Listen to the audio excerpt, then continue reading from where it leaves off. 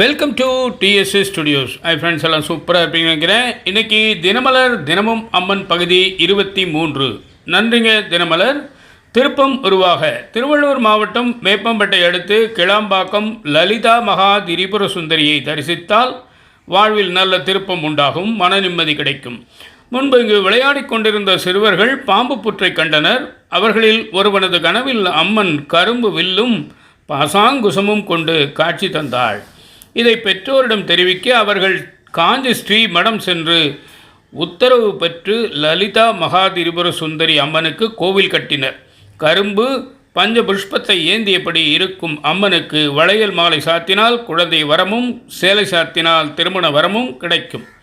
பூர நட்சத்திரத்தன்று நடக்கும் சண்டி ஹோமம், சித்ரா பௌர்ணமி அன்று நடக்கும் நெய்க்குள தரிசனம் விசேஷமானவை. எப்படி செல்வது? திருவள்ளூரிலிருந்து 10 கிலோமீட்டர், செவ்வாய்ப்பேட்டையிலிருந்து 6 கிலோமீட்டர்.